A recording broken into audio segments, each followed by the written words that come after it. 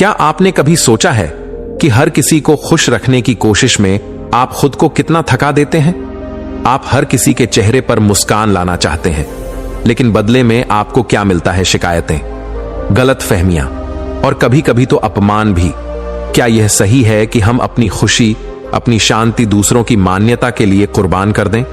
अगर आप भी इस दुविधा में हैं, तो आज की यह कहानी आपके लिए है। यह कहानी उस युवक की है जो दुनिया को खुश करने की कोशिश में खुद को भूल बैठा, लेकिन एक दिन उसे बोध प्राप्त हुआ कि सच्ची खुशी बाहर नहीं, भीतर से आती है। तो आइए इस प्रेरणादायक कहानी को सुनते हैं और सीखते हैं कि हर किसी को खुश करना क्यों नामुमकिन है और हमें अपने जीवन में क्या बदलाव लाने चाहिए ताकि हम भी खुश रह सकें। एक नगर में सबल नाम का एक युवक रहता था। सबल शुरू से ही बहुत ही कोमल स्वभाव का था। प्रकृति से उसका बहुत ही लगाव था। वो हमेशा प्रकृति के बीच ही रहता था। उसने तरह तरह के जानवर पाल रखे थे। उसका पूरा दिन उन्हीं लोगों के बीच बीत जाता था। वो हमेशा खुश रहता था और लोगों को भी खुश रखने का प्रयास करता था, पर कई बार सबको खुश करने के चक्कर में वह खुद परेशान हो जाता था। कभी कभी लोगों की बातें उसे परेशान करने लगती थीं। वह हमेशा से लोगों के बीच ही रहना पसंद करता था, पर वह चाहता था कि उसका कोई भी दोस्त दुखी ना हो। सबको खुश करने के चक्कर में वह परेशान हो जाता था। कई बार तो कुछ उसी के करीबी दोस्तों ने कह दिया कि तुम बहुत अजीब इंसान हो, लोगों को खुश करने के चक्कर में खुद की खुशी गवा देते हो। पर उसे लगा कि लोग उसे उसके काम से भटका रहे हैं।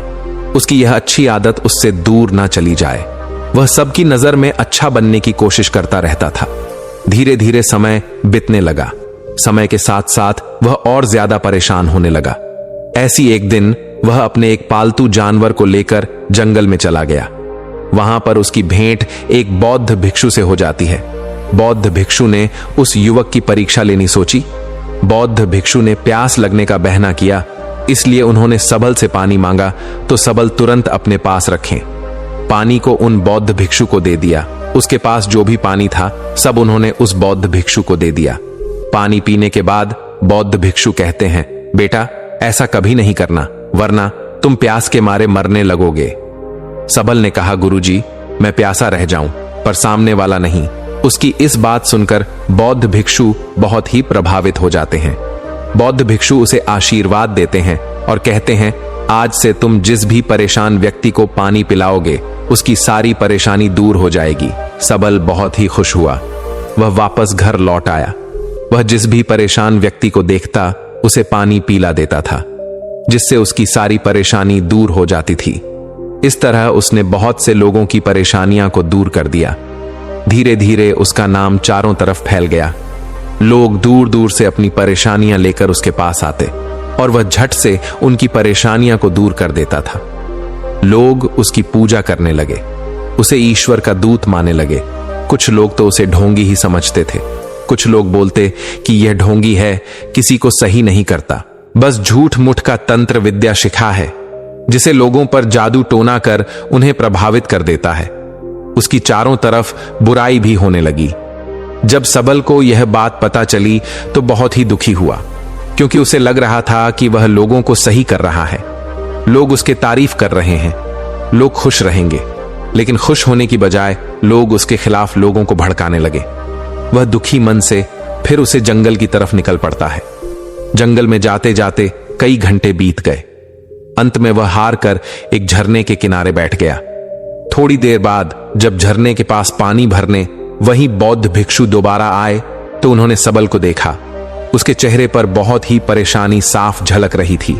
वह इतना परेशान था कि अपने विचारों में वह इतना खोया हुआ था कि वह उन बौद्ध महात्मा को पहचान ही नहीं पाया।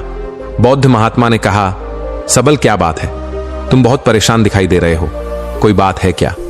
सबल अपना सर ऊपर उठाया और उन बौद्ध महात्मा को देखा, पर कोई जवाब नहीं देता है।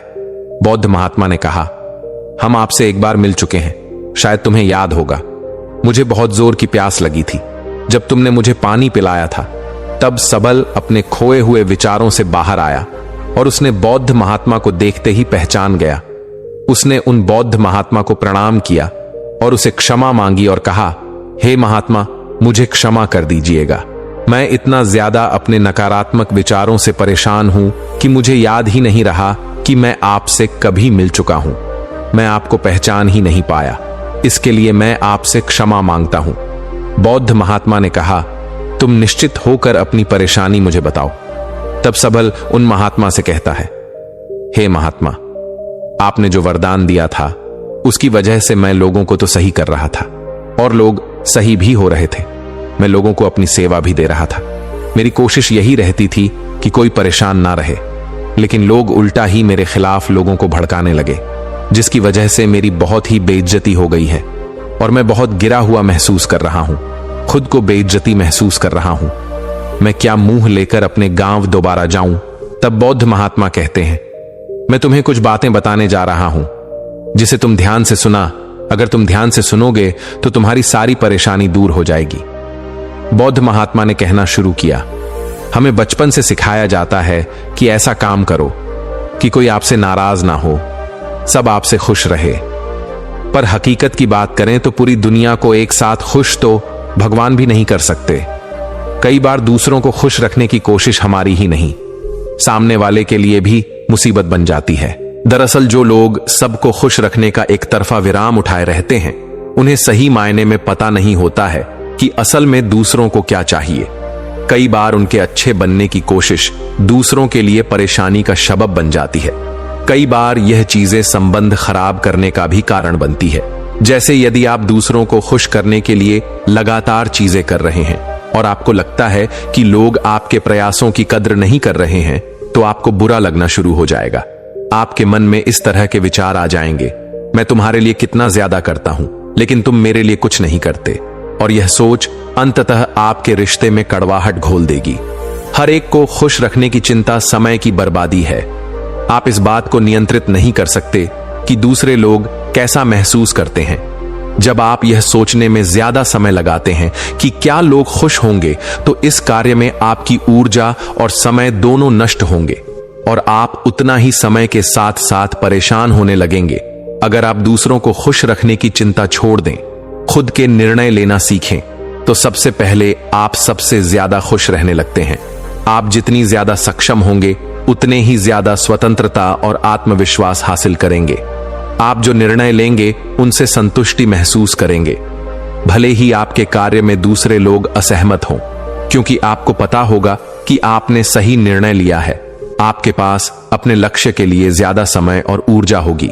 आपको खुश देखकर दूसरे लोग आपके जैसा बनना चाहेंगे। आप दूसरों जैसा बने में अपनी ऊर्जा बर्बाद ना करो। इसलिए आपके पास अपने मन चाहे काम करने के लिए समय और ऊर्जा होगी। जब आप उस प्रयास को अपने लक्ष्य की दिशा में लगाते हैं, तो आपके सफल होने की कहीं ज्यादा संभावना होती है। व्यक्ति आदतों का गुलाम है, याद रखिए। आदतों से ही व्यक्ति का स्वभाव बनता है और फिर स्वभाव से व्यक्तित्व और फिर व्यक्तित्व से व्यक्ति का जीवन बनता है। इसलिए जीवन को सुधारना हो तो आदतों को सुधारना होगा। एक बार कोई बुरी आदत पड़ जाए तो बड़ी मुश्किल से छूटती है। चलिए एक उदाहरण के माध्यम से समझते हैं। एक व्यक्ति नदी किनारे अपने दोस्त के साथ बैठा हुआ था।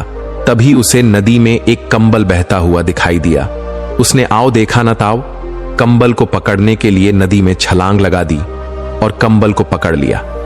थोड़ी देर में उसे लगा कि कंबल ने उसे जकड़ लिया है और अपने साथ बहाकर ले जा रहा है। वह बचाओ बचाओ चिल्लाने लगा।